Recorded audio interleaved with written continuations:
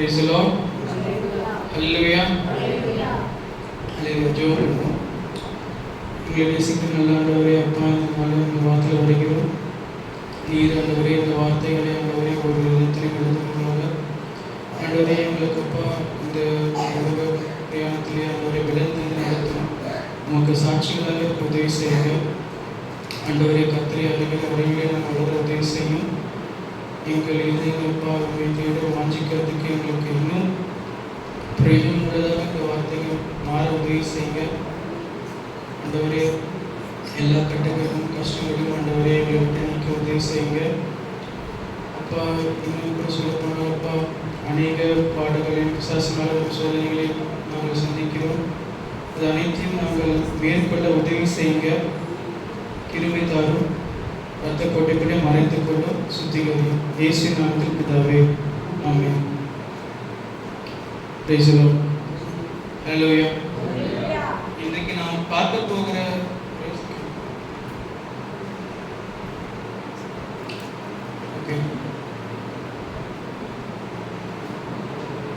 இன்றைக்கு நாம் பார்க்க போகிற தலைப்பு த ஹார்ட் ஆஃப் மேன். மனிதனுடைய இருதயத்தை குறித்து பார்க்க போகிறோம். ஒரு ரட்சிக்கப்பட்ட மனிதனுடைய இருதயமும் ரட்சிக்கப்படாத மனிதனுடைய இருதயமும் எவ்வாறாக பிரிந்திருக்கிறது என்று பார்க்க போகிறோம். இன்னும் சொல்ல போனால் ரட்சிப்பு என்பதே மனிதனுடைய இருதயத்தில் தோன்றுகிற ஒரு காரியமாக இருக்குது. அதற்கான வசனம் பார்க்கலாம். வசனங்கள் நாம் இன்றைக்கு நல்ல வசனங்கள் படிக்கலாம். ரோமர் 10ஆம் அதிகாரம், ரோமர் 10:10. நீதி உண்டாக இருதயத்திலே விசுவாசிக்கப்படும், ரட்சிப்பு உண்டாக வாயினாலே அறிக்கப்படும். ஆமென். நீதி உண்டாக இருதயத்திலே விசுவாசிக்கப்படும், ரட்சிப்பு உண்டாக வாயினாலே அறிக்கை செய்யப்படும்.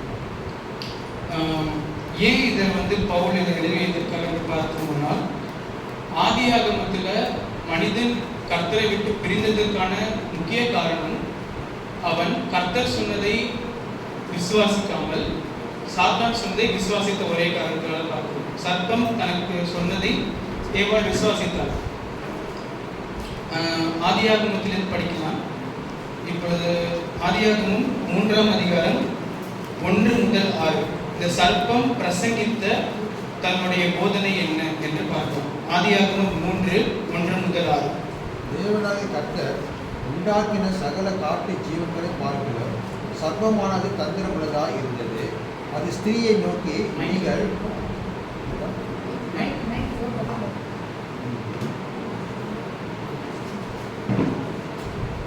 தேவனாகிய கர்த்தர் உண்டாக்கின சகல காட்டு ஜீவன்களை பார்க்கிறோம். சர்ப்பமானது தந்திரமுள்ளதாய் இருந்தது. அது ஸ்திரீயை நோக்கி, நீங்கள் தோட்டத்தில் உள்ள சகல விருட்சங்களின் கனியையும் புசிக்க வேண்டாம் என்று தேவன் சொன்னது உண்டோ என்றது. ஸ்திரீ சர்ப்பத்தை பார்த்து, நாங்கள் தோட்டத்தில் உள்ள விருட்சங்களின் கனிகளை புசிக்கலாம், ஆனாலும் தோட்டத்தின் நடுவில் இருக்கிற விருட்சத்தின் கனியை குறித்து தேவன் நீங்கள் சாகாதபடிக்கு அதை புசிக்கவும் அதை தொடவும் வேண்டாம் என்று சொன்னார் என்றார். அப்பொழுது சர்ப்பம் ஸ்திரீயை நோக்கி, நீங்கள் சாகவே சாவதில்லை.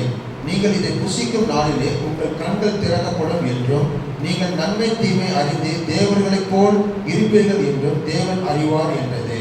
அப்போது ஸ்திரீயானவள், அந்த விருட்சம் புசிப்புக்கு நல்லதும் பார்வைக்கு இன்பமும் புத்தியை தெரிவிக்கிறதற்கு இச்சிக்கப்படத்தக்க விருட்சமுமாய் இருக்கிறது என்று கண்டு அதன் கனியை பறித்து புசித்து தன் புருஷனுக்கும் கொடுத்தார். அவனும் புசித்தான். அப்போது இப்படி இந்த சர்ப்பம் சொன்ன பகுதி வசனத்தை பார்த்தோம். இதில் 4ஆம் வசனம் 5ஆம் வசனத்தில் தான் மெயினாக அதோடைய கருத்து அதை எடுத்திருக்கிறது. என்ன எடுத்திருக்குதுன்னா, கர்த்தர் பொய் சொல்லுகிறதாக இருக்கிறார்.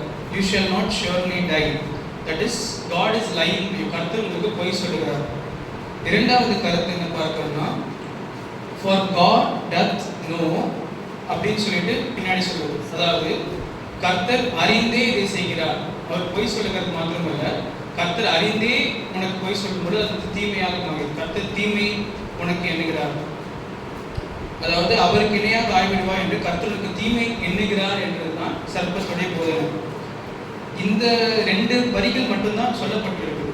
மூன்றாவதா ஒரு படத்தில் பார்க்கும்பொழுது எண்ணங்கள் என்ன இருக்குன்னா, சர்ப்பம் தான் ஏவாளை சாப்பிட சொல்லிச்சுன்னு இருக்கும். ஆனால் நீங்கள் வசனத்தில் பார்த்தீங்கன்னா சர்ப்பம் இந்த பழத்தை சாப்பிடுன்னு ஏவாள் கிட்ட சொல்லவே இல்லை. சர்ப்பம் சொன்னிய காரணம் என்னன்னா, இது கர்த்தர் சொன்னாரா, கர்த்தர் போய் சொல்றாரு, கர்த்தர் உனக்கு இதை அறிந்துதான் போய் சொல்றாரு அப்படின்னு சொல்லிட்டு முடிச்சிச்சு. அதுக்கப்புறமா ஏவாளே என்ன செய்கிறாள், அந்த பழத்தை எடுத்து சாப்பிடுகிறாள். அப்படி என்ன தெரியுதுன்னா, ஒருவருடைய வார்த்தையும் அவருடைய கேரக்டர், அவர் எப்படிப்பட்டவர் என்பதை காப்பிட்ட பின்பு அவர்களுடைய வார்த்தை எதுவுமே எடுபடாமல் போயிருதுன்னு பார்க்கிறோம். அவங்களுடைய கேரக்டர் அசாசினேட் ஆன பின்பு அவர்கள் சொன்ன வார்த்தைக்கான மதிப்பும் அந்த கனமும் போயிருது. அதை பார்த்த உடனே ஆட்டோமேட்டிக்காக immediately eve add the fruit.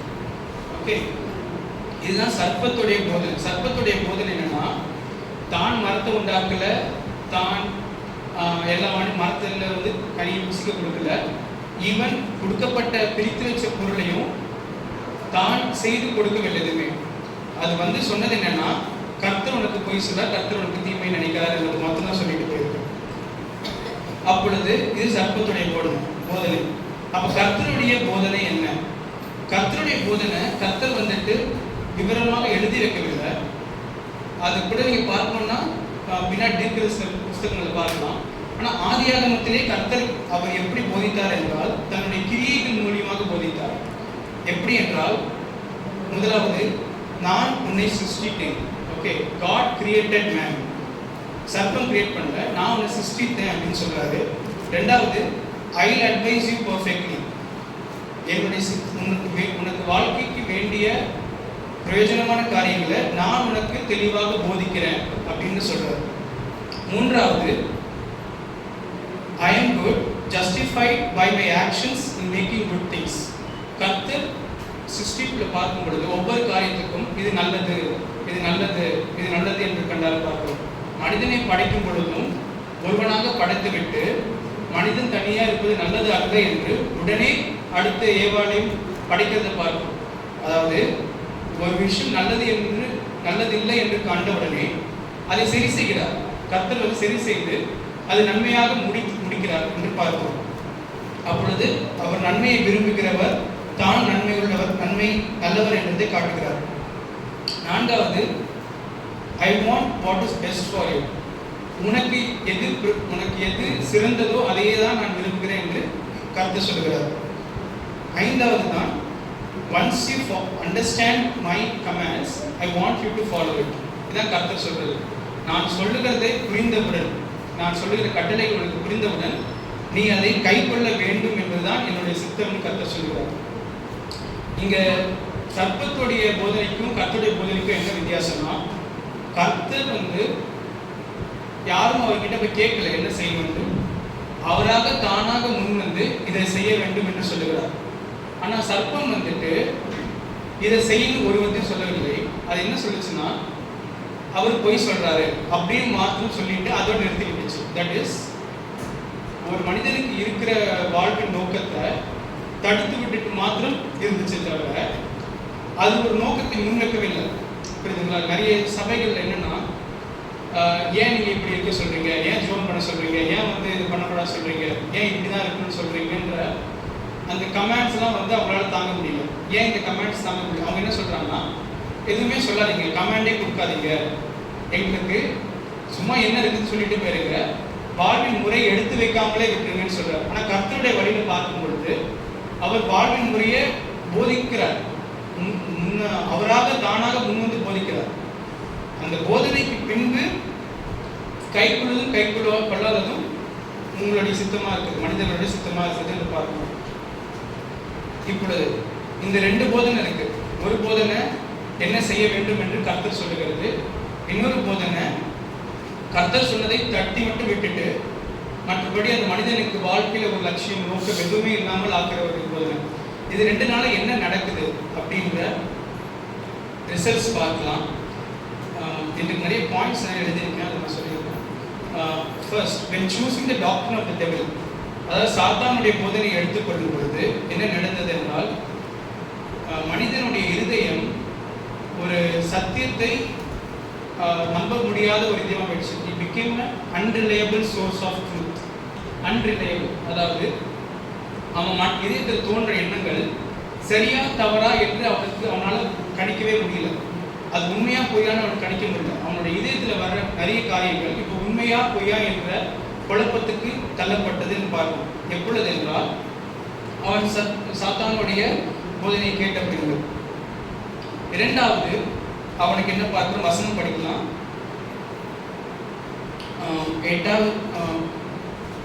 10வது வசனம் 3:10, ஆதியாகமம் 3:10. அதற்கு அவன், நான் தேவனுடைய சத்தத்தை தோட்டத்திலே கேட்டு நான் நிர்வாணியா இருப்பதினால் பயந்து ஒளிந்து கொண்டேன் என்றார்.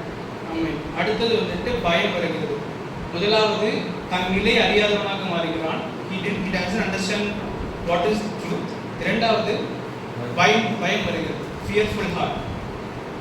மூன்றாவது 12வது வசனம், ஆதியாகமம் 3:12. அதற்கு ஆதாம், என்னுடனே இருக்கும்படி தேவரீர் தந்த ஸ்திரீயானவள் அவ்விருக்கத்தின் கனியை எனக்கு கொடுத்தார், நான் புசித்தேன் என்றார். ஆமென். lack of accountability, அதாவது தன் செய்கைக்கான பதில் நடக்கிற சர்க்கம்ஸ்டன்ஸ் நடக்குது. அதாவது தன் செய்கிறான், அதுக்கான பின்விளைவுகளை தாங்கக்கூடிய ஒரு ஆழமாக இருக்கிறான். அந்த பின்விளைவுகளை ஏற்றுக்கொள்ளிருக்கலாம். ஆமாம் ஆண்டவரே பாவம் செய்தேன்னு ஏற்றுக்கொள்ளிருக்கலாம். ஆனால் அதை செய்ய முடியாத ஒரு நிலைமைக்கு அந்த இருதயம் தள்ளப்படுகிறது. ஏனென்றால் அவர்கள் கர்த்தருடைய நன்மையை மறந்துவிட்டாங்க. தி குட்னஸ் ஆஃப் காட். இப்போ பாவம் செய்த மன்னிப்பு கேட்டால் மன்னிப்பு கிடைக்கும் என்ற எண்ணம் இருந்தால் தான் மன்னிப்பு கேட்கறதுக்காக முன் வருவோம். மன்னிப்பு கேட்டால் மன்னிப்பு கிடைக்காதுன்ற எண்ணம் இருந்தால் அவர்கள் வந்துட்டு அதை தட்டிவிட தான் பார்ப்பாங்களே தவிர அதை ஏற்றுக்கொண்டு முன்னேறுவோம் என்ற எண்ணம் வராது. இந்த 3 தான் சாத்தானுடைய போதனையாக பார்க்கிறது. ஓகே, பார்க்கலாம். அடுத்து இந்த result. What is the result of this doctrine? என்ன நடந்தது என்றால் ஆதாமால மனிதர்களுடைய தலைவனாக மாற முடியும். Adam couldn't become the head of humanity. இப்போ மனிதனால நம்ம பிறக்கிறோம், உலகத்தில் வாழ்கிறோம். ஒரிஜினலாக கர்த்தர் மனதில் வைத்தது என்றால் ஆதாம் தான் மனிதர்களுடைய தலைவனாக இருப்பான். he will be the king, he will be the dominion person. ஆனால் அவன் பாவம் செய்ததினால அவன் அந்த தலைமைத்துவத்தை இழந்து விட்டான். அப்பொழுது யாருக்கு அந்த தலைமைத்துவம் போகுது என்று பார்த்தோம்னா, அதே ஆதியாகமம் 3ஆம் அதிகாரம் 15வது வசனம். உமக்கும் ஸ்திரீக்கும் உன் விட்டுக்கும் அவன் விட்டுக்கும் பகை உண்டாக்குவேன். அவர் உன் தலையை நசுக்குவார், நீ அவர் அதிகாலை நசுக்குவாய் என்றார். ஆமென். இந்த தலைமைத்துவம் இப்போ எங்க போகுதுன்னா அந்த வித்துக்கு தான் போகுது. ஸ்திரீ வித்துக்கு மட்டும்தான் போகுது. ஆதாம் தன்னுடைய தலைமையை இழந்தவுடன் அந்த தலைமை ஸ்திரீ வித்துக்கு போகுது பார்க்கிறோம். இந்த பகுதியில சொல்லப்பட்ட அந்த வித்து இயேசு கிறிஸ்து. ஆனால் இப்பொழுது இந்த வார்த்தையின் மூலம் நம்மளுடைய வாழ்க்கைக்காக எடுத்துக்கொள்ளுகிற ஒரு காரியம் என்னவென்றால், நாமும் இயேசு கிறிஸ்துவின் போல வாக்குத்தத்த சந்ததியாக இருக்கிறோம். அப்போ நம்மளும் சர்ப்பத்தின் தலையை அசைக்கலாம் என்று பார்க்கிறோம். அதனுடைய வசனம் பார்க்கலாம். ரெவலேஷன் 12:17, வெளிப்படுத்தல் 12:17.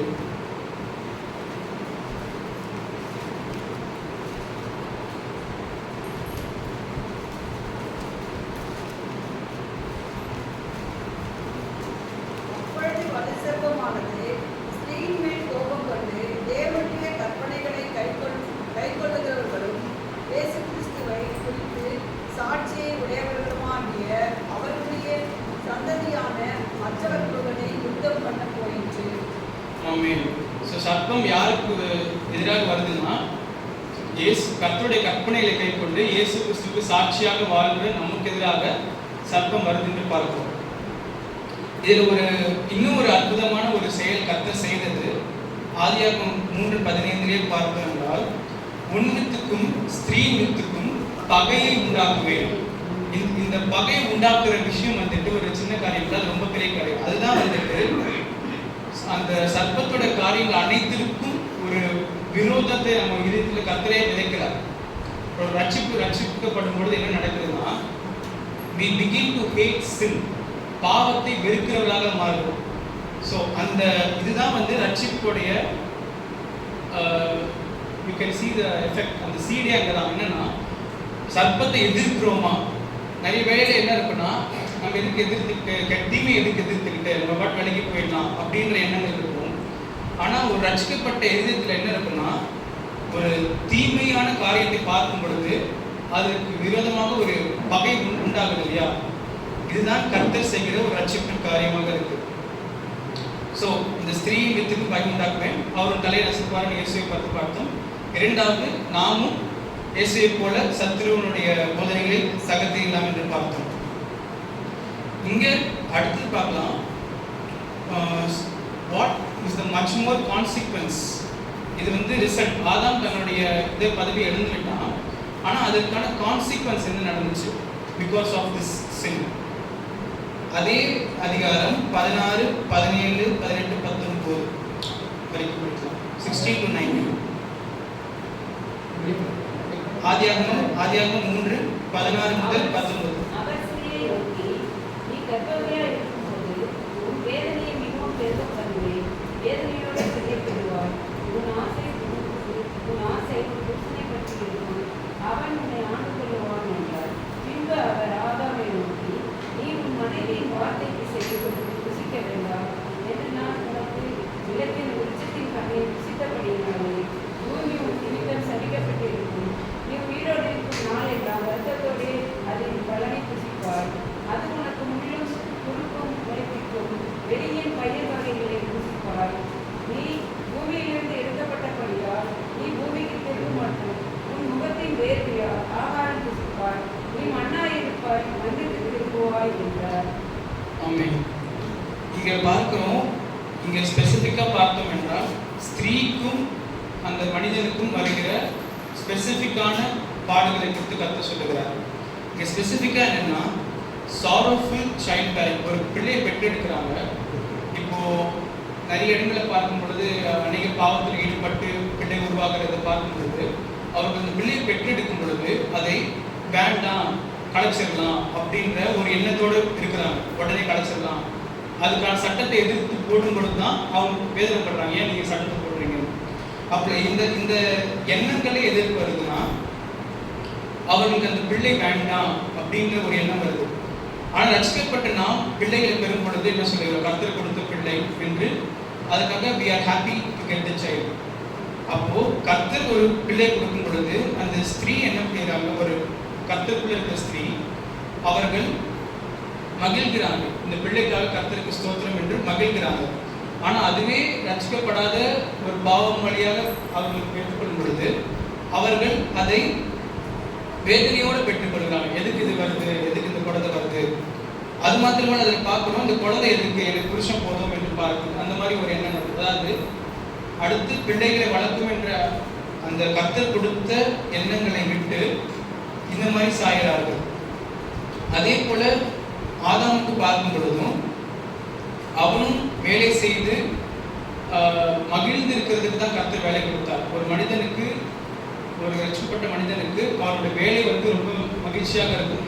அவன் செய்கிற வேலையில் ஒரு என்ன சொல்கிறது, even will take fried and Joy in his work. அவன் செய்கிற வேலையில் அப்பா நான் செய்கிறதுலாம் சுத்தமாக இருக்கும்பா என் வேலை அப்படின்னு சொல்கிறத கேட்டிருப்பீங்க நிறைய பேர். நல்ல அந்த காலத்தில் சொல்லுவாங்க, என் வேலை சுத்தமாக இருக்கும், ஆனால் கரெக்டாக இருக்கும், நான் பண்ணனா பக்கவாக இருக்குன்னு சொல்லுவாங்க. எதுக்குன்னா அவர்கள் செய்கிற ஒவ்வொரு தொழிலையும் வேலையிலையும் அவர்கள் அதிக மகிழ்ச்சி அடைவார்கள். ஆனால் பாவம் வரும் பொழுது, அவர்கள் வாழ்க்கையில் பாவம் வரும் பொழுது, அவங்க வேலைக்கு போகும் பொழுது அதனால அவர்கள் வந்து மனதளவில் இன்னும் கஷ்டம்தான் படுகிறார்கள் என்று பார்க்கிறாங்க. இதுதான் கர்த்தர் வந்து அவர்களுக்கு ஸ்பெசிஃபிக்காக கொடுத்த கஷ்டங்கள். அது மாத்திரமல்ல, கர்த்தர் என்ன செய்கிறார்னா சபிக்கிறார். எல்லாத்தையும் சாபத்தை கொடுக்கிறார், விதவிதமான சாபங்களை கொடுக்கிறார். அப்படி இந்த விதவிதமான சாபங்கள் எப்படி போகும் அப்படின்னு பார்த்தீங்கன்னா, வெளிப்படுத்தல் 22ஆம் அதிகாரம் 1 முதல் 4 வசனம் படிக்கலாம். 1 முதல் 4 வசனம் படிக்கலாம்.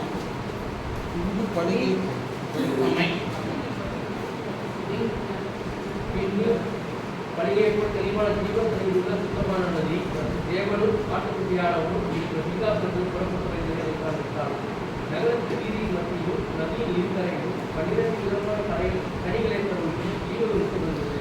அது மாதந்தோறும் தன் கனியை கொடுக்கும். அந்த விருட்சத்தின் இலைகள் கண்கள் ஆரோக்கியமடைவதற்கு ஏதுவானவைகள். நீ ஒரு சாப்பிடும் விடாதே. தேவனும் ஆட்டுக்குட்டியானவரும் சிங்காசனம் பதிலிருக்கும். அவருடைய ஊழியக்காரரை சேவித்து அவர் சமூகத்தை தரிசிப்பார்கள். அவருடைய நாமம் அவருடைய நெற்றியில் இருக்கும். அங்கே ராக்காலம் விடாது. விளக்கும் சூரிய வெளிச்சம் அவர்களுக்கு வருவதில்லை. தேவனை கண்டதே அவர்கள் மேல் பிரகாசிப்பார். அவர்கள் சதா காலம் வாழ்வார்கள். இதுல பார்க்கும்போது அந்த சாபம் ஒரு காலம் இராதுன்னு பார்க்கிறோம் இல்லையா?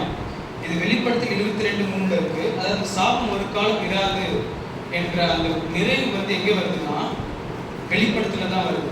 அதோடைய இனிமேல் சாவு கிடையாது. அதுவும் எதன் மூலமாக வருதுன்னா அந்த நதி ஆட்டுக்குட்டியானவருடைய சிங்காசனத்தில் வந்து ஜீவ விருட்சத்திற்கான மரத்தின் மூலமாக மரங்கள் இருக்கு. அது வந்து சகல nations for the healing of all nations இருக்கு. ஸோ அதெல்லாம் வந்த பின்பு சாபம் போகுது பார்க்குறோம். ஆனால் ஆதாமுடைய இதில் பார்க்கும்போது ஆதியாகமத்தில் மனிதன் பாவம் செய்த உடனே சாபம் வந்துருச்சு. அதில் கூடவே கர்த்தர் என்ன செய்கிறார் என்று பார்த்தீங்கன்னா அந்த ஜீவ விருட்சத்திற்கான மரம், ஜீவ விருட்ச மரம் இருக்கு இல்லையா, ஒரு மரம் தான் இருக்கு. அந்த ஒரு மரத்தை வந்து என்ன பண்றாருன்னா தடுத்து விடுறாரு. சாபம் வருது, மரத்தையும் தடுக்கிறார். இந்த காலில் அதை பார்த்து கொண்டு எதற்காக கர்த்தர் இந்த மரத்தை தடுக்கிறாரு? சரி, ஒரு இது நடந்துருச்சு, ஏன் ஜீவன் கொடுக்க வேண்டியதானே அப்படின்னு பார்க்கும்போது அதற்கான எனக்கு கற்றுக் கொடுத்த வார்த்தை என்னன்னா, இப்பொழுது ஆதாம் அந்த ஜீவ விருட்சத்தை சாப்பிட்டான்னா அவன் கர்த்தரை சேவிக்க முடியாதுன்னு பார்க்கிறான். He will not serve God. He will live forever, but he will not serve God. அதாவது நித்திய ஜீவன் பெற்றுக்கொள்வது நன்மையான்னு கேட்டீங்கன்னா கிடையாது. கர்த்தருடைய சித்தத்தின்படி நித்திய ஜீவனை பெற்றுக்கொள்வது தான் நன்மை என்று பார்க்கிறோம். வெறுமாக ஒரு மனிதன் நித்தியமாக இந்த உலகத்தில் வாழ்ந்தாலும் அவன் ஆத்மாவிலே ஒரு கர்த்தர் மகிழ்ச்சி இருக்காது, நிறைவு இருக்காது. அதனால தான் இப்போ வெளிப்படுத்தல் நீங்கள் படித்த இடத்துல பார்க்கலாம். வெளிப்படுத்தல் 22:3 திரும்பி படிங்க. இனி ஒரு சாபம் இராது. தேவனும் ஆட்டுக்குட்டியோடு இருக்கிற சிங்காசனம் இருக்கும். அப்புறம் அவருடைய ஊழியக்காரர் அவரை சேவித்து சமூகத்தை தரிசிப்பார்கள். அவருடைய நாமம் அவர் நெற்றியில் இருக்கும். அவருடைய ஊழியக்காரர்கள் அவரை சேவித்து அப்படின்னு போடும். அதாவது எது அப்பொழுது இந்த உலக கண்ணோட்டத்தில் பார்த்தீங்கன்னா என்ன அங்கே போய் வேலை இருக்குதா அப்படின்னு நினைப்பீங்க. ஓகேங்களா? அங்கே போய் என்ன பாடுபடுற கஷ்டம், அந்த மாதிரி கஷ்டங்கள் இல்லை. ஆனால் கர்த்தரை சேவிப்பது என்பது மனிதனுக்கு கொடுக்கப்பட்ட ஒரு பெரிய பாக்கியம். மனிதனாக படைக்கப்பட்ட ஒவ்வொருவருக்கும் கொடுக்கப்பட்ட பெரிய பாக்கியம் என்று பார்க்கிறோம். ஸோ கர்த்தரை சேவிக்காமல் ஆதாம் வாழ்ந்தான் என்றால் அவனுடைய வாழ்க்கை வந்துட்டு நித்திய ஜீவனாக இருந்தாலுமே அது நன்மை உள்ள வாழ்க்கையாக இருக்காது. இதற்காக ஒரு அருமையான வசனம், அந்த யோவான் 14 அதிகாரம்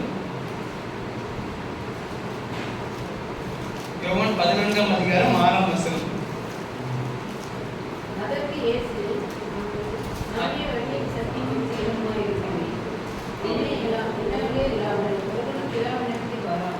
ஆமென். இந்த யோவான் 14 எல்லாருக்கும் தெரிந்த வசனம். ஆனா இப்பொழுது கர்த்தர் கண்ணை திறந்துட்டார். என்னன்னா இயேசு நானே வழியும் சத்தியம் ஜீவனுமா இருக்கிறேன்.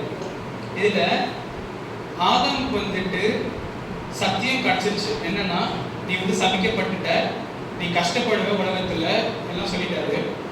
இப்பொழுது ஜீவனை உடனே கர்த்தர் ஜீவனை மாத்திரம் கொடுத்திருந்தான், நித்திய ஜீவன். சத்தியத்தை கொடுத்துட்டாரு, ஜீவனை உடனே கொடுத்திருந்தா அவன் வழி தெரியாமல் நித்தியமாக வாழ்ந்து கொண்டிருப்பான். அதுவும் எந்த சத்தியத்துல வாழ்வான் என்றால் சபிக்கப்பட்ட வாழ்க்கையோடு வாழ்ந்து கொண்டிருப்பான். அதாவது நித்திய ஜீவன் வாழலாம். ஒரு அவனை ஆதாம் கொடுத்து பார்த்து 90 ஆண்டு வாழ்ந்தான், 900 ஆண்டு வாழ்ந்தான் பார்க்கலாம். ஆகிலும் அவன் எப்படி அவன் வாழணும்னா அவன் கஷ்டப்பட்டு மண்ணை தோண்டி அதில் விதைச்சு சாப்பிட்டு இப்படி கஷ்டப்பட்டு அந்த வாழ்க்கை.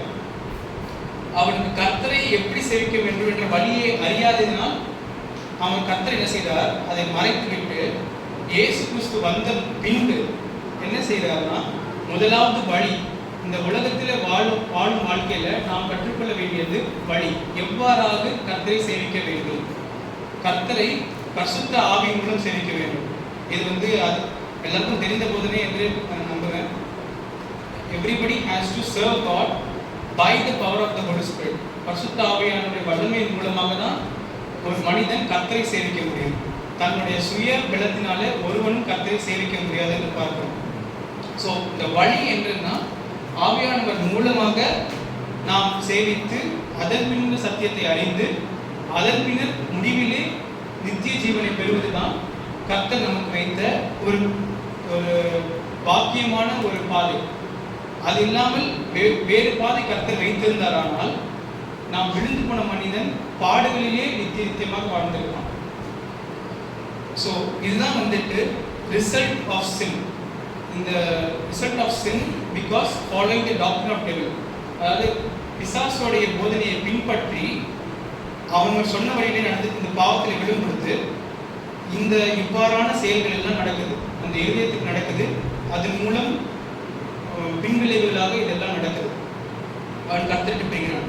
இப்பொழுது கர்த்தருடைய போதனை பின்பற்றினால் என்ன நடக்கும் அப்படின்னு பார்த்தீங்கன்னா, முதலாவது நம்மளுடைய இருதயம் கர்த்தருடைய சத்தியத்தை பெற்றுக்கொண்டே இருக்கிற ஒரு பாத்திரமாக மாறுகிறது. இப்பொழுது வந்துட்டு ஒரே ஒரு சத்தியத்தை வச்சுக்கிட்டு வாழ்க்கைக்குள்ள வாழணும் அப்படின்ற ஒரு கட்டாயம் இல்லாமல் தினந்தோறும் புது புது சத்தியங்களை பெற்றுக்கொண்டே இருக்கிற ஒரு பாத்திரமாக மாறுது. So it's like one time உனக்கு ஒருத்தருக்கு இங்கேருந்து கிண்டி எங்கேயா போகணும் வழி தெரியணும்னா ஒரு வாட்டி சொல்லிட்டு அனுப்பலாம். இப்போ அங்கே போய் அங்கே விட்டுறாமல் லெஃப்ட் ரைட் கரெக்டாக எடுத்து ஒரு பெரிய டைரக்ஷனை ஒரே ஒரு வாட்டி சொல்லிட்டு அனுப்பலாம். இல்லைன்னா கூடவே இந்த மேப்லாம் வந்ததுனால ஒவ்வொரு ஸ்டெப்புக்கும் லெஃப்ட் ரைட் ஒவ்வொரு ஸ்டெப் ஆஃப் த வே எப்படி வாழ்றது என்று கர்த்தர் தம்முடைய சத்தியத்தை போட்டுக்கொண்டே இருக்கலாம். ஸோ கர்த்தருடைய போதனையை நாம் பின்பற்றும் பொழுது நம்மளுடைய இருதயம் கர்த்தருடைய சத்தியத்தை பெற்றுக்கொள்கிற ஒரு பாத்திரம். Every time it will receive the truth. கொடுக்க வாங்கிக்கொண்டே இருக்கும் அந்த இருதயம். இரண்டாவது, அந்த இருதயம் நல்ல தைரியம் உள்ள இருதயமாக மாறுது. போல்ட்னஸ். இதற்கான வசனம் அப்போஸ்தலர்கள் 4 இருக்கு. அதாவது பேதுரு அவர் பேசினதை பார்த்து இவர்கள் தேவனோடு இயேசு கிறிஸ்துவோடு இருந்தவர்கள் என்று சொல்றது பார்ப்போம். படிக்கலாம். என்ன அப்போஸ்தலர்கள் பேதுருவும் யோவானும் இயேசுவின் தைரியத்தை அவர்கள் கண்டு அவர்கள் படிப்பறியாதவர்கள் என்றும் வேதை உள்ளவர்கள் என்றும் அறிந்தபடியினால் ஆச்சரியப்பட்டு அவர்கள் இயேசுவோட கூட இருந்தவர்கள் என்றும் அறிந்து கொண்டார்கள். ஆமென். ஸோ அவர்கள் இயேசுவோட இருக்கிறாங்க. அந்த தைரியத்தை கர்த்தர் கர்த்தருடைய போதனையை பின்பற்றுவதற்கு ஒரு இதயத்திலே ஒரு தைரியம் உண்டாகுது. மூன்றாவது, ஆதாமை குறித்து பார்த்தோம். அவன் பழி சுமத்துகிறவனாக இருந்தான். தன்னுடைய செயலுக்கான ரெஸ்பான்சிபிலிட்டி அவன் எடுத்துக்கொள்ளவில்லை. ஆனால் இங்கே பார்ப்போம் இயேசு குறித்து லூக்கா 4:43. லூக்கா 4:43.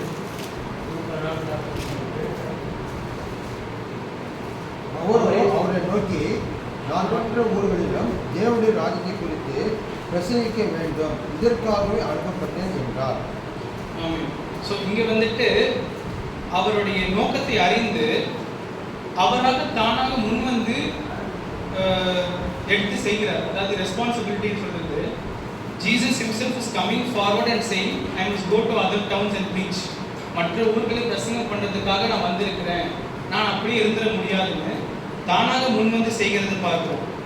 ஆனால் இது வந்து ஆதாம் கிட்ட பார்க்கல. ஆதாம் கிட்ட பார்த்தது என்னன்னா, சொன்ன வேலையை செய்யாதனால பழி சுமத்துறது பார்க்கிறோம். ஆனால் இயேசு முன்வந்து செய்கிறதை பார்க்கிறோம்.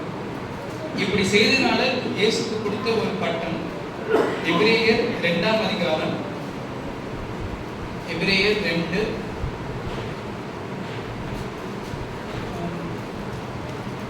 வசனம். ஏனென்றால் நமக்காகவும் நம்மாலே மரணத்தை உண்டாக்குகிற அநேகர் பிள்ளைகளை மகிமையில் கொண்டு வந்து சேர்க்கிறார். அவர்களுடைய ரட்சிப்பின் அதிபதியை உபத்திரவங்களினாலே பூர்ணப்படுத்துகிறது அவர் கேட்கிறார் என்று. ஆமென். இப்பொழுது இயேசுவை குறித்து பார்க்கிறோம். அவர் ரட்சிப்பின் அதிபதியாக மாறுகிறார். இப்பொழுது ஆதாமால தன்னையே காத்துக்கொள்ள முடியவில்லை. ஏனென்றால் அவன் சாத்தானின் போதனை கேட்டதுனால.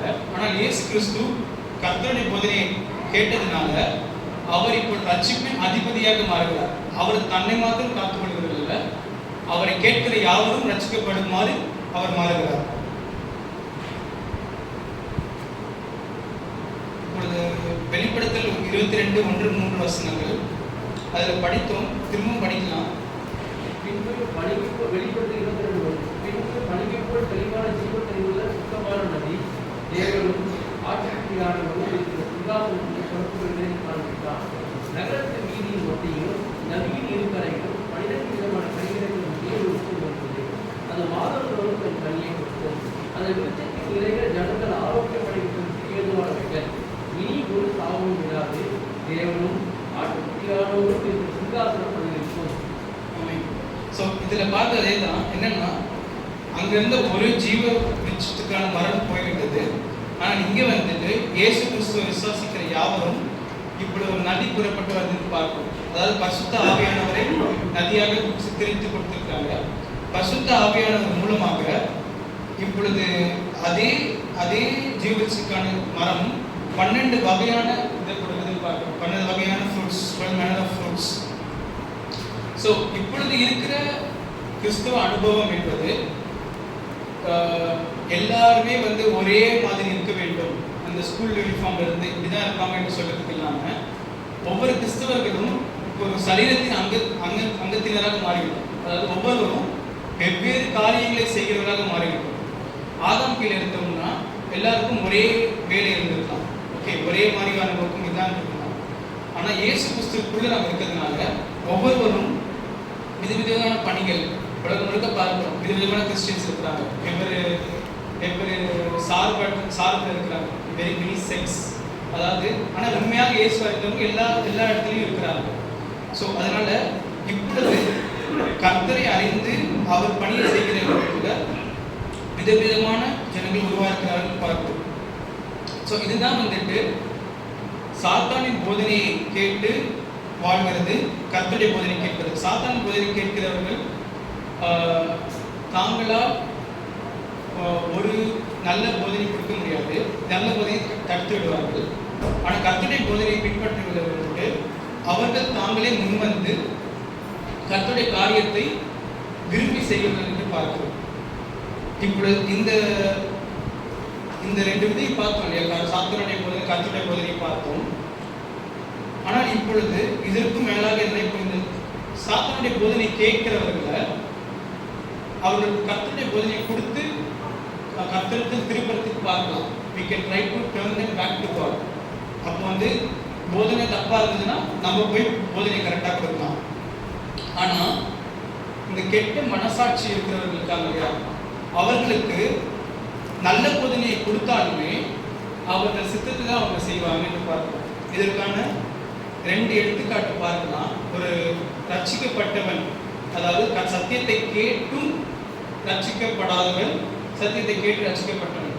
ஏன்னா வேதத்தில் பார்த்தீங்கன்னா இப்போ ஆதாம் குறித்து பார்க்கலாம். ஒரு முக்கியமான கேள்வி, அதாவது நிறைய பேருக்கு என்னன்னா ஆதாம் வந்து ரட்சிக்கப்பட்டாரா இல்லையா என்ற கேள்வி. ஆதியாகமம் 3ஆம் அதிகாரம் 20ஆம் வசனம். ஆதாம் தன் மனைவிக்கு ஏவாள் என்று பெயரிட்டார், ஏனெனில் அவள் ஜீவனுள்ளவருக்கெல்லாம் தாயானவள். ஆமாம். இப்பொழுது என்ன நடக்குதுன்னா, முன்னாடி பகுதியில் பார்த்தோம்,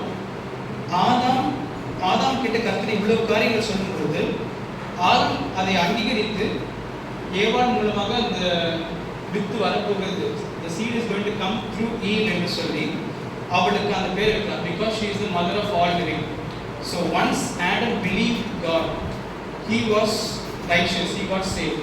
அப்போ தவறான போதனையை கேட்டு விலகி சென்றவர்களை கர்த்தர் திரும்பி வந்து பேசும் பொழுது நல்போதனை கேட்டு கர்த்தரிடத்தில் சேர முடியும். ஆனால் இந்த கெட்ட மனசாட்சி வேதத்தில் வைத்திருக்கிறது யார் என்று பார்த்தோம்னா, காயினை குறித்து அதிக இடங்களில் போட்டிருக்கிறது. காயின் யூது என்ற புக்கில் போட்டிருக்கு, 1 யோவான் புத்தகத்தில் போட்டிருக்கு, எல்லா புத்தகங்களையும் காயினை குறித்து போட்டிருக்கிறது. அப்படி இந்த காயினுக்கும் இன்னொரு நபர் பவுலுக்கும் என்ன வித்தியாசம்? இவர்கள் 2 பேருமே வந்துட்டு உலகத்தில் வாழ்ந்த மனிதர்கள் தான். ஆனால் ஒருவருக்கு வந்து கெட்ட மனசாட்சி இருந்தது, இன்னொருக்கு நல்ல மனசாட்சி இருந்ததுன்னு பார்க்கிறோம். இப்பொழுது கெட்ட மனசாட்சி என்ன செய்தது காயினோட வாழ்க்கையில அப்படின்னு பார்த்தோம் என்றால், ஆதியாகமம் 4:3ஆம் வசனம். சின்ன நாள் சென்ற பின்பு காயின் நிலத்தின் கனிகளை கர்த்தருக்கு காணிக்கையாக கொண்டு வந்தான். ஆமாம். இந்த இடங்கள்ல பார்த்தோம் என்றால், without the shedding of blood there is no remission of sins. இது வந்து கர்த்தர் செய்கையினால காட்டிட்டார். எப்படி ஆதாமுக்கும் ஏவாளுக்கும் கர்த்தர் பலி செலுத்தி தோளுடைகளை போற்றினாரோ, எப்படி தோளுடையை போற்றினாரோ அதை கர்த்தர் வெளிப்படுத்திவிட்டார். ஓகே, பலி செலுத்த வேண்டும் என்று. அதற்காக தான் ஆபேல் வரும் பொழுது ஆபேல் என்ன செய்கிறான்னா, 4ஆம் வசனம் படிங்க.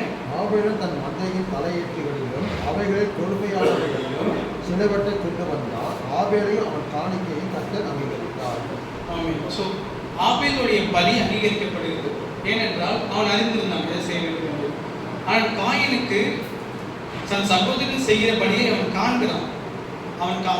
ஒருத்தர் செய்கிற பலியை பார்க்கிறான், அது அங்கீகரிக்கப்படுது என்றும் பார்க்கிறான். அப்படி என்ன செய்யலாம்? அதே பலியை செலுத்தலாம். நெக்ஸ்ட் இப்போ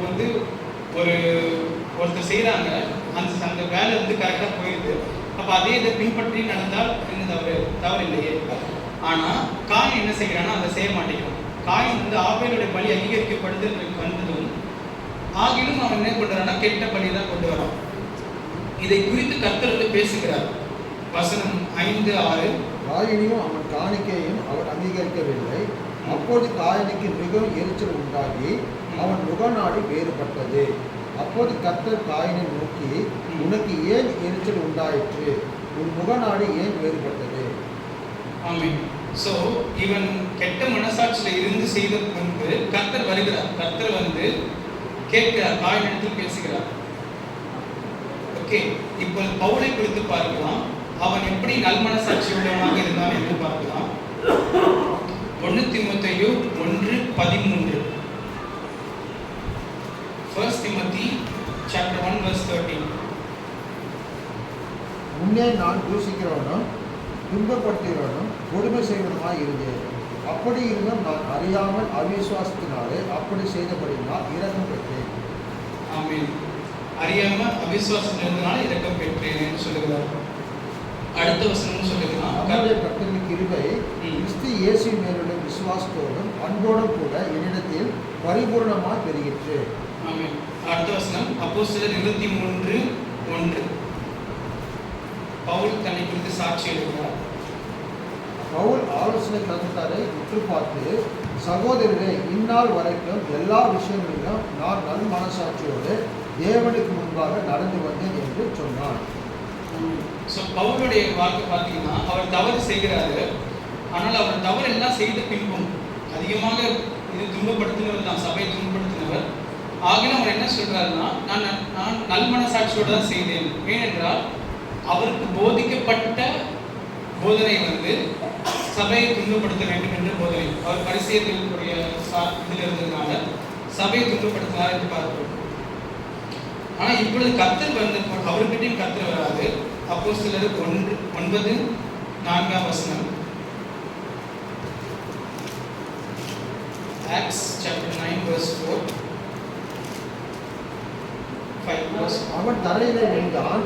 அப்போது சவுலே, சவுலே, நீ என்னை ஏன் துன்பப்படுத்துகிறாய் என்று தன்னுடனே சொல்லுகிற ஒரு சத்தத்தை கேட்டான். Verse 5. அதற்கு அவன், ஆண்டவரே, நீ யார் என்றான். அதற்கு கர்த்தர், நீ துன்பப்படுத்துகிற இயேசு நானே, முள்ளில் உதைக்கிறது உனக்கு கடினமாம் என்றான். இப்போ இவங்க 2 பேரும் பார்த்தோம். ஒருத்தரிடத்தில் கெட்ட மனசாட்சி இருந்தது, ஏன்னா அவர்கள் பலி அறிந்தும் செலுத்தவில்லை. அப்பொழுதும் கர்த்தர் வருகிறார். இன்னொரு மனிதனிடத்துல அறியாததுனால அவர் பலி செலுத்தலை, ஒழுங்காக கர்த்தரிடத்தில் சேரவில்லை. அப்பொழுதும் கர்த்தர் வருகிறார். ஆனால் இப்போ 2 பேருக்கும் வந்த உடனே இங்க அப்போஸ்தலர் 9:6 படிக்கலாம். அவன் நடுங்கி திகைத்து, ஆண்டவரே, நான் என்ன செய்ய சித்தமாய் இருக்கிறேன் என்றான். அதற்கு கர்த்தர், நீ எழுந்து பட்டணத்துக்குள்ளே போ, நீ செய்ய வேண்டியது அங்கே உனக்கு சொல்லப்படும் என்றார். ஆமென். இந்த இடத்துல பார்க்கிறோம் பவுலுடைய ரெஸ்பான்ஸ். அதாவது ஒரு கேள்வி கேட்ட பின்னா பவுலுடைய இருதயத்துடைய எண்ணம் என்னென்றால், நடுங்கி நான் என்ன செய்ய வேண்டும் என்று கேட்கிறான். Is asking God what should I do. ஆனால் இதுவே காயினை குறித்து பார்க்கிறோம். ஆதியாகமம் 4:6-8. அப்போது கர்த்தர் காயினை நோக்கி, உனக்கு ஏன் எரிச்சல் உண்டாயிற்று? உன் முகநாடி ஏன் வேறுபட்டது? நீ நன்மை செய்தால் மேன்மை இல்லையோ? நீ நன்மை செய்யாது இருந்தால் பாவ வாசப்படி படித்திருக்கும். அவன் ஆசை உன்னை பற்றியிருக்கும். நீ அவனை ஆண்டு கொள்வாய் என்றார்.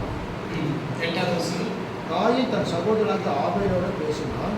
அவர்கள் வயல்களில் இருக்கும் சமயத்தில் காயின் தன் சகோதரனாகிய ஆபேலுக்கு விரோதமாய் எழுப்பி அவனை கொலை செய்தான். ஆமென். இயேசுவோடைய இதில் பார்க்கும்போது, இயேசு சொன்ன வார்த்தைகளை பார்க்கும்போது மத்தேயுல மனிதனுடைய இதயத்திலிருந்து வருகின்ற செயல்களினால, எண்ணங்களினால அவன் தீட்டுப்படுகிறான் என்று பார்க்கிறோம். மத்தேயு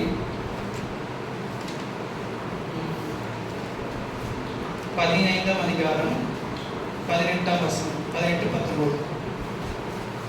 வாயிலிருந்து புறப்படுகிறவர்கள் இருதயத்தில் புறப்பட்டு வரும், அவைகளே மனுஷனை தீட்டுப்படுத்தும். எப்படி எனில் இருதயத்திலிருந்து பொல்லாத சிந்தனைகளும், கொலைபாதகங்களும், விபச்சாரங்களும், வேசித்தனங்களும், களவுகளும், பொய்சாட்சிகளும், தூஷணங்களும் புறப்பட்டு வரும். இவைகளே மனுஷனை தீட்டுப்படுத்தும். ஆமென். ஸோ இங்கே காயினை குறித்து பார்க்குறோம், அவன் கொலை செய்கிறான் என்று பார்க்கிறோம். எதனாலனா அவன் இருதயத்திலிருந்து அந்த எண்ணங்கள் வருது.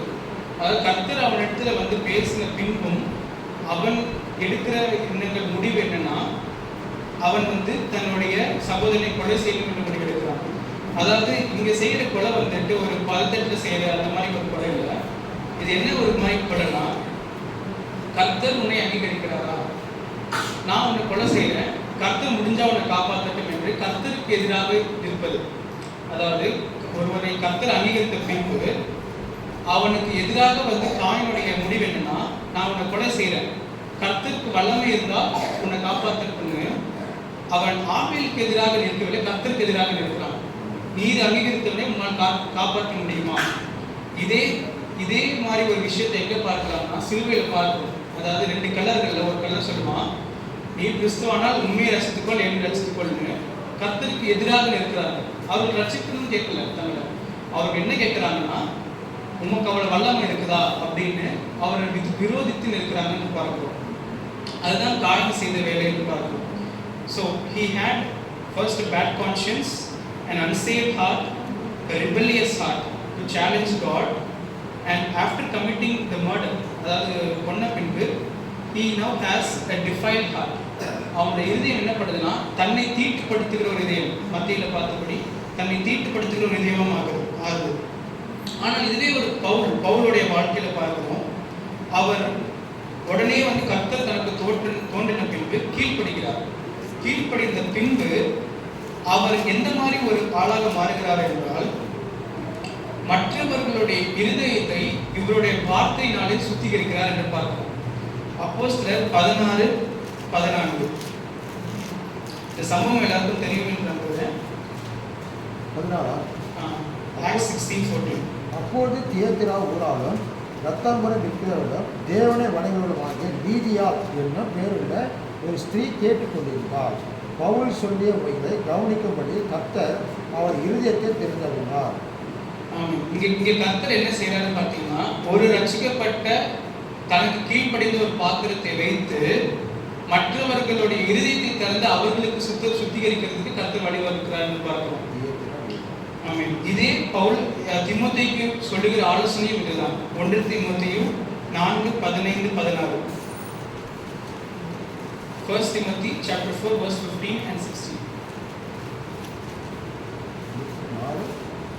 4:15-16. நீ தேறுகிறது யாவருக்கும் விளங்கும்படி இவைகளையே சிந்தித்துக் கொண்டு இவைகளிலும் நிலைத்திரு. உன்னை குறித்து உபதேசத்தை குறித்தும் எச்சரிக்கையாயிரு. இவைகளில் நிலை கொண்டிரு. இப்படி செய்வாரானால் உன்னையே ஒரு உபதேசத்தை கேட்பவர்களையும் ரட்சித்துக் கொள்வாய். ஆமென். இப்போ பவுல் வந்து தன்னுடைய வாழ்க்கையும் பார்த்தோம், தீமோத்தேயுக்கு சொல்லுகிற ஆலோசனையும் என்னன்னா, இந்த வேதத்தை கவனி, கர்த்தருடைய வார்த்தையை கவனித்திருக்கும் பொழுது உன்னையும் ரட்சித்துக் கொள்வாய், உன்னை கேட்கிறவர்களையும் ரட்சித்துக் கொள்வாய் என்று பவுல் மேல கர்த்தர் வைத்த கிருபை. அதாவது ஒருவன் பாவத்திலிருந்து மீண்டு கர்த்தரை அறிந்த பின்பு தன்னுடைய வாழ்க்கையினால மற்றவருடைய இருதயம் சுத்திகரிக்கப்படுது என்று பார்க்கிறோம். ஆனால் காயினோட வாழ்க்கையில பார்க்கும் பொழுது தான் கர்த்தருக்கு எதிராக நின்று தன்னைத்தானே அவன் தீட்டுப்படுத்துகிறான் என்று பார்க்கிறோம். தன்னுடைய இருதயம் தன்னை தீட்டுப்படுத்துகிற ஒரு இருதயமாக என்று பார்க்கிறோம். கடைசியாக காயினுடைய கடைசியாக இது ஆதியாகமம் 4:14. இன்று என்னை இந்த தேசத்திற்கு துரத்தி விடுகிறேன். நான் உமது சமூகத்துக்கு விலகி மறைந்து பூமி நிலையற்று அலைகிறவனாய் இருப்பேன். என்னை கண்டுபிடிக்கிறது எவனும் என்னை கொண்டு போடுவானே என்றான். இந்த இடத்துல பார்க்கிறோம், காயின்ட்ட வந்து கர்த்தரை ஒன்று சொல்லவே இல்லை. என்ன சொல்லவே இல்லை என்றால், நீங்க முகத்தை காண மாட்டேன்னு கருத்து சொல்லவே இல்லை. அதுக்கு முன்னாடி வசனங்கள் படிக்கலாம். அப்பொழுது காயின் கர்த்தரை நோக்கி, எனக்கு இட்ட தண்டனை என்னால் சகிக்க முடியாது. அதுக்கு முன்னாடி வசனம். அதுக்கு முன்னாடி, நீ நிலத்தை பயிரிடும்போது அது தன் பலனை இனி உனக்கு கொடாது, நீ பூமி நிலையற்று அடைவர்களாக இருப்பாய் என்றார். காயினுக்கு கொடுக்கப்பட்ட சாபம் இவ்வளவுதான். நீ நிலைத்து போயிடும், உனக்கு அது வராது, உனக்கு பலனை தராது என்று ஒரு கிரியைகளுக்கான சாபம் தான் கொடுத்தார் கர்த்தர். ஆனா காயின் அதை இன்னும் எப்படி அவனுடைய இருதயம் அவனுக்கு என்ன சொல்லிடுச்சு என்றால், நீ முகத்தை இன்னும் காண மாட்டாய் அப்படின்ற தன்மையிலே அவனே சொல்லிக் கொண்டான். அது படிக்க அந்த வசனத்தில் ஆதியாகமம் 4ஆம் அதிகாரம் 14ஆம் வசனம். இன்று என்னை இந்த தேசத்துக்கு திருத்தி விடுகிறேன், நான் உம்முடைய சமூகத்தை விலகி மறைந்து பூமி நிலையற்ற அலைவனாக இருப்பேன், என்னை கண்டுபிடிக்கும் எவனும் என்னை கொண்டு போடுவானே என்றான். ஆமென். ஸோ என்ன பார்க்கிறோம்னா, உன் முகத்தை விட்டு மறைந்து விடுவேன் என்று தன்னுடைய இருதயமே அவனை என்ன செய்யுது, கண்டெம் பண்ணுது. his own heart is condemning him அப்படின்னு பார்க்கிறோம். அந்த இடத்துல தன்னை ரட்சிக்கிறதுக்கு யாருமே இல்லை. ஆனா இப்பொழுது பவுலை குறித்து பார்க்கிறோம். அப்போஸ்தலர் 16:28. அப்போஸ்தலர் 16:28. பவுல் மிகுந்த சத்தமிட்டு, நீ உனக்கு கெடுதி ஒன்றை செய்யக்கூடாது, நாங்கள் எல்லாரும் இங்கே தான் இருக்கிறோம் என்றான். இந்த சம்பவத்தில் பார்த்தோம்னா, ஒரு சிறைச்சாலை அதிபதி பவுலும் சீலாவும் சிறைச்சாலையிலிருந்து துதிக்கும் பொழுது அந்த இடமே அசைந்து அந்த கதவுகள்லாம் லூஸ் ஆகி அவர்களுக்கு விடுதலையாக அவர்கள் செல்வதற்கான இடம் கிடைத்து வச்சிருச்சு, ஒரு சான்ஸ் கிடைச்சிருச்சு, வாய்ப்பு கிடைச்சிருச்சு. ஆகிலும் பவுலும் சீலாவும் அங்கே தான் இருக்கிறாங்க. அப்பொழுது இந்த சிறைச்சாலை அதிபதி அவன் என்ன பார்க்குறான்னா, இது அவர்கள் கண்டிப்பாக எஸ்கேப் ஆயிருப்பாங்க, என்னோட உயிரையும் இப்பொழுது போயிடும், ஏன்னா எனக்கு கீழே வைத்த காவலில் இருந்தவர்கள் தப்பித்து சென்றாங்கன்னு பார்க்கிறான். அப்பொழுது அவன் தன்னோட உயிரை மாய்த்து கொள்ளணும் என்று அவன் போகிறான். அப்போ என்ன நடக்குது, தன்னோட இதயம் சொல்லுது, நீ செத்துரு, நீ இன்னும் இருக்கிற நீ செத்துரு, சூசைட் பண்ணி செத்துரு அப்படின்னு சொல்லுது. ஆனால் பவுல் அங்கே சொல்றாரு, உன் உயிரை நீ மாய்த்து கொள்ளாத அப்படின்னு. இப்பொழுது பவுலோட வாழ்க்கை, அவரோட இறுதி எப்படி ஆயிடுச்சுன்னா, மற்றவர்களுக்கு ஜீவனை கொடுக்குற ஒரு உயிராக மாறிடுச்சு. ஸோ காயினோட வாழ்க்கையில பார்த்தோம், தன்னைத்தானே தண்டித்துக் கொள்ளுகிற ஒரு இதயத்தை பார்த்தோம். ஆனால் பவுலோட வாழ்க்கையில மற்றவர்களுக்கு உயிரை கொடுக்குற ஒரு இதயத்தை வைத்திருக்கிறார் என்று பார்க்கிறோம். ஸோ இந்த 5 காரியத்தை பார்த்தோம். இப்பொழுது இது இவ்வளவு சம்பளம் பார்த்தோம்னா, ஆனால் இதுக்கு அப்புறமா கர்த்தர் என்ன செய்தார்? சரி, இவ்வளவு நடந்துருச்சு. Coin had a bad conscience, மனசாட்சி, சுத்த மனசாட்சி இல்லை. ரட்சிப்புக்கு கர்த்தர் வந்தாலுமே கீழ்ப்படியாமல் போய்விட்டான், கர்த்தரையே எதிர்த்து நின்றான். அதுக்கு பின் தன்னைத்தானே அசுசியாக்கி கொண்டான், தன்னுடைய இருதயம் தன்னை தீட்டுப்படுத்திடுச்சு. ஃபைனலாக அவனே கர்த்தரை விட்டு முகத்துக்கு பிரிந்து செல்வேன் என்று போய்விட்டான். ஆனால் இவ்வளவு நடந்த பின்னும் கர்த்தர் எவ்வாறு அவர்கள் இருவரையும் சந்திக்கிறார் என்று பார்த்தோம்னா, ஆதியாகமம் 4:15. அப்போது கர்த்தர் அவனை நோக்கி, காயினை கொள்ளுகிற எவன் மேலும் 7 பழி சுமரும் என்று சொல்லி, காயினை கண்டுபிடிக்கும் எவனும் அவனை கொண்டு போடாதபடிக்கு கர்த்தர் அவன் மேல் ஒரு அடையாளத்தை போட்டார். ஸோ காயின் மேலே என்ன பார்க்கிறோம் என்றால், காயினுடைய வாழ்க்கையில் அவன் இவ்வளவு கர்த்தருக்கு விரோதமாக செய்து கர்த்தரோட பிரிந்து போன பின்பும் கர்த்தர் என்ன நன்மை செய்கிறாருன்னா, சரி நீ இந்த உலகத்தில் வாழும் நாட்களில் உனக்கு ஒன்றும் நடக்காதுன்னு காயின் மேலே ஒரு அடையாளத்தை கொடுத்து காத்திருக்கிறாருன்னு பார்க்கிறோம்.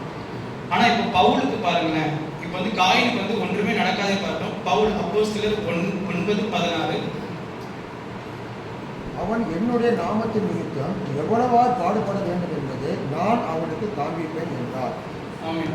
இப்போ காயின் மேல அவன் அவ்வளவு தவறு செய்யறான், கர்த்தரையே முழுவதாக விட்டு செல்கிறான். ஆனா கர்த்தர் அவனுக்கு கொடுத்தது சரி பூமியில் இருக்காலும் பாதுகாப்பு இருக்குது. ஆனா பவுலை குறித்து பார்க்கிறோம், அவன் உடனடியாக கீழ்ப்படுகிறான், தன்னை அர்ப்பணிக்கிறான். ஆனா கர்த்தர் அவனை குறித்து வச்சிருக்கிற சித்தம் என்னன்னா, அப்போஸ்தலர் 9:16 அவன் எவ்வளவாக இந்த உலகத்துல பாடுபட வேண்டும் என்று கர்த்தர் அவனுக்கு வைத்திருக்கிறார். அப்பொழுது இந்த 2 இதுக்குமே காயினுக்கு ப்ரொடெக்ஷன் கொடுக்கிறாரு. ஆனா பவுலுக்கோ நிறைய பிரச்சனைகள் வைத்திருக்கிறேன் அப்படின்னு சொல்றாரு. இதற்கும் பின்பம் ஒரு ரட்சிக்கப்பட்டவருடைய செயல் இதெல்லாம் நம்ம வந்து பின்பற்றதுக்கு பார்க்க வேண்டும். என்னன்னா காயின் ஆதியாகமம் 4:16 அப்படியே காயின் கர்த்தருடைய சந்நிதியை விட்டு புறப்பட்டு ஏதேனுக்கு கிழக்கான நோக்கி என்ற தேசத்தில் குடியிருந்தான். இவ்வளவு ப்ரொடெக்ஷன் கொடுத்துட்டார் கர்த்தர் வந்து இந்த பூமியிலேயே உனக்கு ஒன்றும் ஆகாத ப்ரொடெக்ஷன் கொடுத்த அப்புறமா காயின் செய்த காரியம் என்றால் கர்த்தருடைய சந்நிதியை விட்டு சென்றான். அவ்வளவு பாதுகாப்பை கொடுத்தும் இவ்வளவு தப்பு செஞ்சவனுக்கு ஒரு பாதுகாப்பை கொடுத்தும் கர்த்தருடைய சந்நிதியை விட்டு சென்றான்றது தான் காயினுடைய வாழ்க்கை. ஆனால் பவுலுடைய வாழ்க்கை அவ்வளவு பாடுகளை கர்த்தர் சத்தரை சொல்ற வைத்திருக்குன்னு சொன்ன பின்பும் 1 கொரிந்தியர் 16:22 அந்த பகுதி எடுத்துக்கலாம். பவுல் எழுதியிருக்கு செல்கிறார். 1 கொரிந்தியர் 16:22. ஒருவன் கர்த்தராகிய இயேசு கிறிஸ்துவிற்கு அன்பு கூறாமல் போனால் அவன் சபிக்கப்பட்டவனாய் இருக்க கடவன். அப்ப நீங்க என்ன பார்க்கிறோம்னா ஃபைனலாக இவ்வளவு பாடுகள் இயேசு வைத்திருக்கிறேன்னு சொன்ன பின்பும் பவுலுடைய வார்த்தைகளும் எண்ணங்கள் என்ன இருக்குன்னா, நான் அன்பு கூறுகிறேன் இயேசு மேல, ஆனா ஏன் அன்பு மட்டும் இல்லை, எவன் ஒருவன் இயேசுக்கு அன்பு கூறாமல் போனாலும் அவன் சபிக்கப்பட்ட கடவன் என்று எழுதி வச்சுட்டு போகிறார். அதாவது தான் இயேசுவை நேசிக்கிறது மாத்திரமல்ல, இயேசுவை யாரெல்லாம் நேசிக்க மாட்டீங்களோ நீங்க சபிக்கப்பட்ட கடவர்கள் என்று அந்த ஒரு வரியெல்லாம் எழுதிட்டு போறார். எப்படி எவ்வளவு பாடுகளுக்கு கர்த்தர் உட்படுத்தியும் கர்த்தர் சித்தத்தின்படி உட்படுத்தினாலும் இயேசுவை நேசிக்க வேண்டும் என்பதில் அவ்வளவு தெளிவா இருக்கிறார். இயேசுவை நேசித்தே ஆக வேண்டும் என்று பிடிவாதமாக இருக்கிறார் பார்க்கிறோம். அதற்காக தான் இவன் பேதுருவை கூட பார்த்தோம். பேதுரு கடைசியில கர்த்தர் திரும்பி வருவதற்கு காரணம் இயேசு கேட்கிறார், நேசிக்கிறாயா நேசிக்கிறாயா என்று கேட்கிறார். ஸோ கடைசியில பேதுருவே வர்றதுக்கான ஒரு வழி என்னன்னா இயேசு மீது அன்பா இருப்பது. அப்போ அந்த அன்பை வந்து யாரும் விட்டுவிடக்கூடாது, அதுதான் நீங்க வந்து வாஞ்சிக்க வேண்டும் என்று பவுல் அதை திரும்பவும் எழுதிட்டு போறாரு. ஏன்னா ஏன் இப்படி எழுதுறாரு பார்த்தீங்கன்னா, காயினுக்கு கர்த்தர் சமூகத்தை விட்டுட்டு போறதுக்கான வாய்ப்பு இருந்தது. ஏனென்றால் அவன் வந்து கர்த்தருக்கு கீழ்ப்படையவில்லை, கர்த்தருக்கு பிரியமாக நடக்கவில்லை, அதனால அவன் கர்த்தர் சமூகத்தை விட்டு போறான். ஆனா பவுலை பார்க்கும் பொழுது அந்த கேள்வியே இங்க இடம் இல்லை. எதற்காகனா அவன் கர்த்தருக்கு கீழ்ப்படைந்து பிரியமாக நடந்து பரிசுத்த ஆவியானவர் அவனோடு கூட இருக்கிறார். அவன் செல்லும் எல்லா இடங்களிலும் பரிசுத்த ஆவியானவரோட இருக்கிறார். அதனால அந்த கேள்விக்கான இடமே கிடையாது. என்னப்பா பரிசுத்த ஆவியானவர் விட்டு போக முடியுமானா இல்லை. நம்ம இடத்தில் கொடுக்கப்பட்ட ஆவியானவர் அவரை துக்கப்படுத்தலாமே தவிர நம்ம விட்டு செல்ல மாட்டார், நம்மோடு கூட இருப்பார். உலகத்துக்கு முடிவு பரியதான் நம்மோடு இருப்பார் பரிசுத்த ஆவியானவர். ஸோ பவுல் கிட்ட அந்த கேள்வி பிரச்சனையே கிடையாது. பரிசுத்த ஆவியானவர் என்னோடு இருப்பார், நான் சமூகத்தை விட்டு போகவே போறது கிடையாது.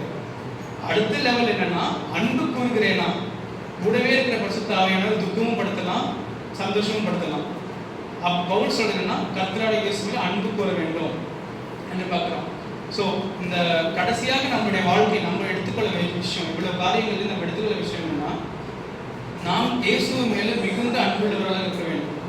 அதுக்கான முக்கிய ஒரு வழி என்னன்னா பரிசுத்த ஆவியானவர் மூலமாக. அதுக்கான வசனம் ரோமர் 5:5. ரோமர் 5:5. மேலும் நமக்கு அருளப்பட்ட பரிசுத்த ஆவியினாலே தேவ அன்பு நம்முடைய இருதயங்களில் ஊற்றப்பட்டிருக்கிறபடியால் அந்த நம்பிக்கை நம்ம எடுக்கப்பட்டாங்க. ஸோ இங்கே கடைசியில் பார்த்துட்டோம், காயினை குறித்து பார்த்தோம், பவுலை குறித்து பார்த்தோம். அதாவது கெட்ட மனசாட்சி உள்ளவன் காயினாக இருந்தான். அவன் கர்த்தர் அவனத்தில் வந்து பேசியும் கீழ்ப்படியாமல் இருந்தான். கர்த்தர் உலகத்திலே அவனுக்கு பாதுகாப்பை அளித்தும் கர்த்தர் சமூகத்தை விட்டு போகிறவனாக இருந்தான். ஆனால் பவுல் தீமை செய்தாலும் கர்த்தர் வந்து பேசின உடனே கீழ்ப்படிந்து தன் வாழ்க்கையை மாற்றிக்கொண்டான். அதன் பின்பு அவன் பேசுகிற ஒவ்வொருவருக்கும் கர்த்தர் இதயத்தை திறந்து அவர்களுக்கு இருதயத்தில் கர்த்தர் பேசுகிறான்னு பார்க்கிறோம். அது மாத்திரம் இல்லை, ஈவன் மற்றவருடைய வாழ்க்கையை ரட்சிக்கிறவனாக இருக்கான், காப்பாற்றுறவனாக இருக்கான். ஓகே, அந்த ஜெயிலர் வந்து தன்னை கொல்ல போகும் பொழுது அவருடைய வாழ்க்கையை காப்பாற்றுறவனாக இருக்கிறான்.